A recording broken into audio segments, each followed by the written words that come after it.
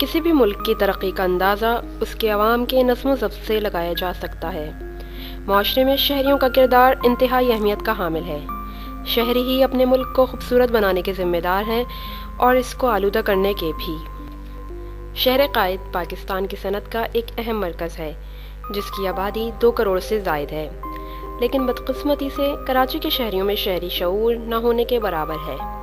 اس کا اندازہ ہم سڑکوں پر جا بجا موجود کوڑا کرکٹ، رنگ برنگی دیواروں اور جگہ جگہ موجود آلودہ پانی سے کر سکتے ہیں۔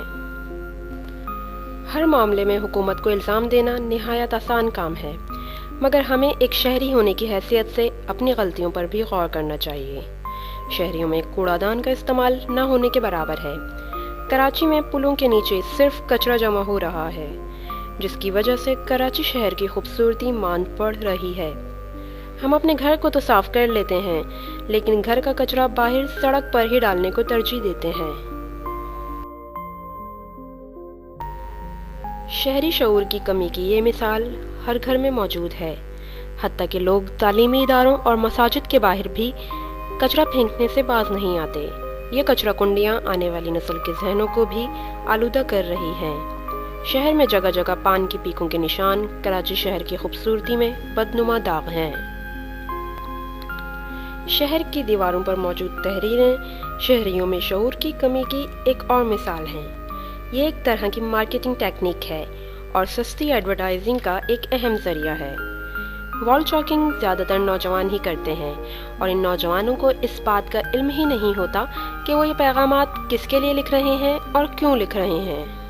دیواروں پر لکھے ہوئے تحریری پیغامات مختلف نوعیت کے ہوتے ہیں، جن میں سیاسی پیغام، مصنوعات کی تشہیر، عوامی خدمت کے پیغام، مذہبی پیغام قابل ذکر ہیں، اور جن دیواروں پر کوئی پیغام نہ ہو وہاں پر بھی یہ لکھا ہوتا ہے کہ یہاں اشتہار تحریر کرنا منع ہے۔ غرض کہ کراچی کی 90% دیواریں وال چاکنگ سے مزین ہیں۔ وال چاکنگ عموماً عوامی مقامات، چوک، پارک کی دیواروں، بس اسٹاپوں، اہم شاہراہوں اور تعلیمی اداروں کی دیواروں پر کی جاتی ہے۔ پانی انسانی زندگی کا اہم جز ہے، اور پانی کا سب سے زیادہ استعمال پینے کے لیے کیا جاتا ہے۔ لیکن ایسی صورتحال میں کیا کیا جائے کہ جب یہ اہم جز ہی موت کا سبب بن جائے؟ پانی کو آلودہ کرنے کا سب سے اہم عنصر فیکٹریوں کا وہ فضلہ ہے جو روزانہ دریا کے پانی میں شامل کر دیا جاتا ہے۔ ہمارے ملک کے تعلیم یافتہ صنعت کاروں کو اس بات کا احساس ہونا چاہیے کہ وہ اپنے ہی ملک کے پانی کو آلودہ کر رہے ہیں۔ سی ویو پر بنے ہوئے ریسٹورنٹ بھی ساحل کو آلودہ کرنے کے ذمہ دار ہیں۔ یہ ریسٹورنٹ اپنے کچرے کو سمندر میں پھینک کر پانی کو آلودہ کر رہے ہیں۔ شہری جو کہ ساحلی مقامات پر تفریح کی غرض سے جاتے ہیں، اپنے ساتھ لائے ہوئے کین اور ریپرز کو ساحل میں پھینک دیتے ہیں۔ ان میں اتنا بھی شعور نہیں ہے کہ وہ ساحل کو صاف ستھرا رکھ سکیں۔ ذرائع ابلاغ کو ریاست کا چوتھا ستون کہا جاتا ہے، اور اس کی اہمیت سے انکار ناممکن ہے۔ افسوس اس بات کا ہے کہ ہمارا ذرائع ابلاغ شہری آگہی کی بیداری میں کوئی قابل ذکر کام نہیں کر رہا۔